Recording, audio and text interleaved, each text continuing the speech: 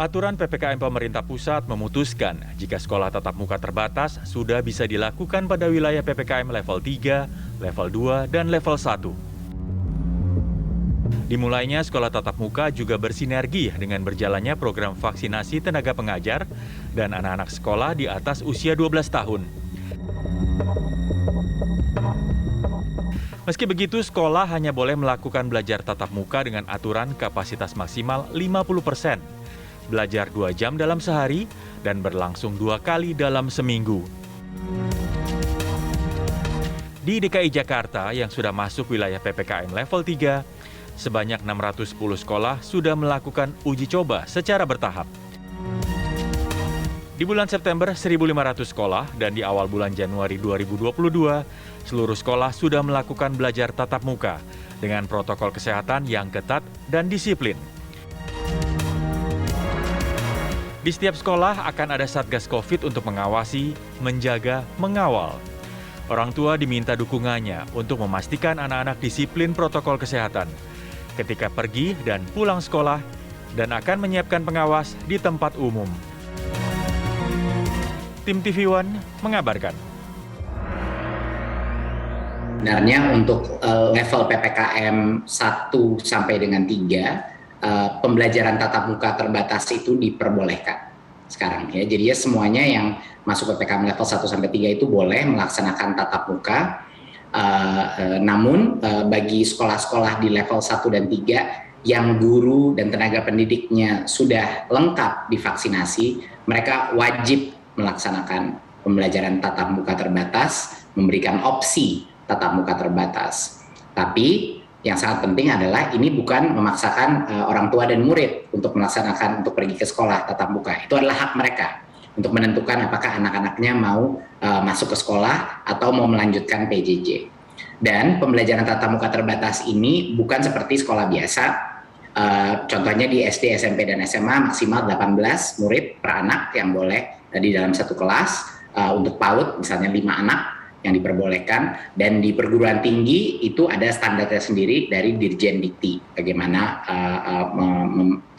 panduan untuk menjaga protokol kesehatan di situ. Jadinya ini bukan seperti sekolah biasa, tetapi sudah saatnya kita mulai melatih diri untuk hidup dengan pandemi ini, karena kalau tidak resiko yang akan terjadi pada anak-anak kita, pada pelajar-pelajar kita tidak ada, kalau misalnya lebih lama lagi, kita tidak ada garansi bahwa kita bisa mengejar ketertinggalan kita dari sisi learning loss, dari sisi psikologis anak, dan lain-lain. Jadi ini adalah suatu hal yang dampaknya bisa sekali permanen kepada generasi kita. Jadi ini adalah suatu kesempatan bagi sekolah-sekolah di dalam level 1 sampai 3 untuk segera memenuhi protokol kesehatan dengan standar kesehatan yang ketat, tapi untuk segera melaksanakan tatap muka terbatas.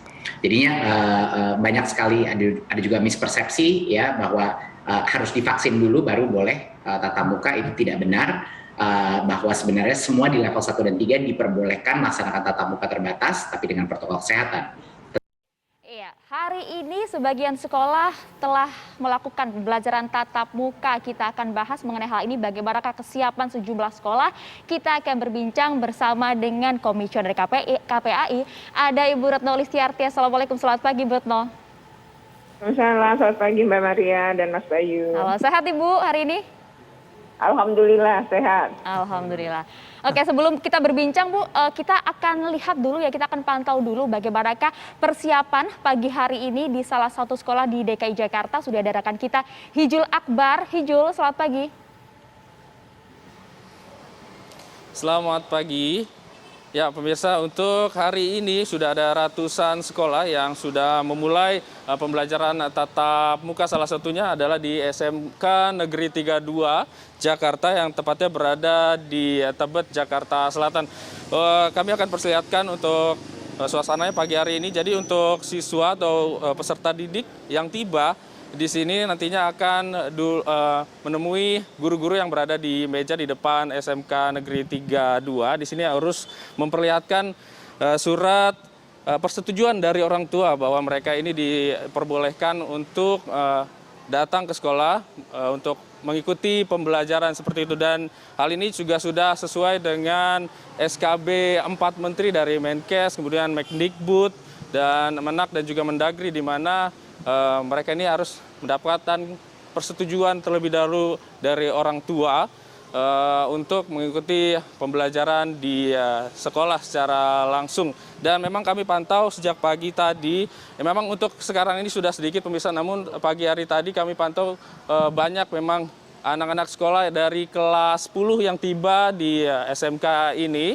Mereka datang kemudian mencuci tangan terlebih dahulu di tempat yang sudah disediakan, dan tentunya juga dicek suhunya oleh petugas atau petugas keamanan yang berada di sekolah sebelum menunjukkan surat keterangan yang ia bawa dari rumahnya. Kami kembalikan ke studio. Baik, Hijul Akbar mengabarkan langsung dari SMKN 32 Jakarta. Saya mau langsung beralih ke Ibu Retno. Bu Retno, kalau melihat rencana soal pembukaan sekolah tatap muka, apa yang harus diperhatikan kalau dari sudut pandangnya KPAI? Iya, kalau KPAI pertama memang kesiapan. Tadi di SMK 32 ya, ini sebenarnya salah satu sekolah juga sudah diawasi oleh KPAI. Bagaimana kemudian infrastruktur dari adaptasi kebiasaan baru itu ada, minimal yang 3M tadi ya. Jadi itu memang harus dipersiapkan, termasuk wastafel di tiap lantai sekolah itu. Pokoknya ada kelas, karena syaratnya adalah 1:1. Jadi kalau ada 20 kelas, maka minimal harus ada 20 wastafel. Yang kedua adalah selain pada kesiapan-kesiapan tadi, termasuk jalur masuk, jalur keluar, kemudian naik, ya misalnya tangga itu, apakah ada 2 tangga? Kalau ada 2 tangga berarti ada jalur yang naik, ada jalur yang turun, sehingga tidak terjadi kerumunan gitu ya. Itu memang dipastikan harus ada. Selain itu juga sekolah ini sudah memiliki ruang isolasi sementara, karena walaupun yang sakit nggak boleh masuk, tapi faktanya anak-anak tuh kadang-kadang kan tidak merasakan itu sakit, jadi datang. Tapi ternyata suhu tubuhnya pas diukur di atas 37,3, maka tidak boleh masuk lingkungan sekolah. Jadi harus ada masuk di ruang isolasi sementara. Dan di sekolah ini juga sudah dibangun nih yang di SMK 32, dan sudah banyak sebenarnya kalau mereka sekolah berdampingan dengan puskesmas terdekat, maka biasanya akan ada petunjuk-petunjuk atau SOP protokol kesehatan. Nah, yang berikutnya lagi adalah karena ini SMK, banyak juga yang mungkin tidak diantar jemput oleh orang tua, tapi naik kendaraan sendiri atau bahkan naik kendaraan umum, maka kami meminta untuk naik kendaraan umum itu dibutuhkan SOP tersendiri. Jadi anak jangan pakai seragam, datang pakai baju bebas dulu, di sekolah baru disediakan ruang ganti untuk pakai seragam, lalu tas dan sepatunya disemprot disinfektan. Ini dalam upaya memitigasi atau meminimalkan risiko. Ya, karena di kendaraan umum kan kita tidak tahu ya ketemu siapa dan bagaimana. Kemudian yang berikutnya lagi memang vaksinasi guru dan anak harusnya. Tapi DKI ini termasuk bagus karena kami juga melakukan vaksinasi anak ya di DKI Jakarta. Nah, ini sebenarnya kekebalan kelompok baru kebentuk kata WHO kan kalau 70% dari populasi ya. Jadi kalau misalnya muridnya di sini ada 1.000 dengan guru, ya memang minimalnya 700. Tapi kalaupun nggak mungkin mereka semua yang 70% nggak dapat, setidaknya anak yang datang belum divaksin, itu orang tuanya sudah divaksin gitu, atau orang dewasa di rumah sudah divaksin. Nah terakhir memang positivity rate yang kami lihat. Nah, positivity rate tidak harian, tapi per 2 minggu. Nah, DKI Jakarta memang termasuk turun drastis, karena DKI itu sudah di angka 3,8 ya positivity rate-nya. Ini sebenarnya aman, karena WHO mengatakan aman buka sekolah itu ketika positivity rate-nya di bawah 5%. Nah, tetapi harus 2 minggu ya. Saya nggak tahu nih, Jakarta sejak tanggal berapa pada angka di bawah 5%. Itu sih, Mas. Baik. Tadi Bu Retno sudah menyoal persiapan, kita lihat fisik karena itu bisa diukur. Tapi bagaimana dengan kesiapan non fisik ya? Nanti kita bahas lebih lanjut lagi, termasuk juga pantauan langsung dari wilayah Sidoarjo mengenai sekolah tatap muka terbatas ini. Sesaat lagi di Apa Kabar Indonesia Pagi.